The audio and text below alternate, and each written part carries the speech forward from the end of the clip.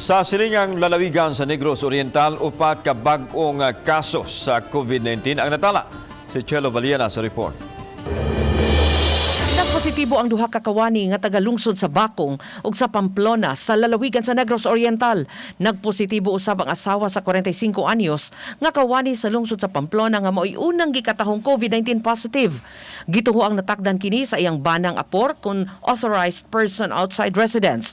Mato ni Dr. Liland Estacion, tikpamaba sa Provincial Health Office, nga nagkuyog ang duha sa Quezon City ni atong Oktubre 1 apan nagpositibo na sa ilang pagpauli ni atong Oktubre 3. Samtang ang apor nakabisita sa lungsod sa Bakong.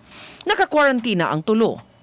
Amo nang i-contain and then na-swab na po sila and awaiting sa result. Samtang positibo usab sa COVID-19 ang driver sa essential goods nga tagalungsod sa Sibulan nga nakabisita sa Sugbo human hilante ug maglabad ang iyang hinuon naka-quarantine usab.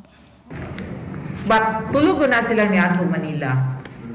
Ano positive? Subay niini misaka na sa 191 ang total confirmed cases sa lalawigan. Miabot na usab sa 178 ang recovered, human nagnegatibo sa swab test ang duha ka pasyente.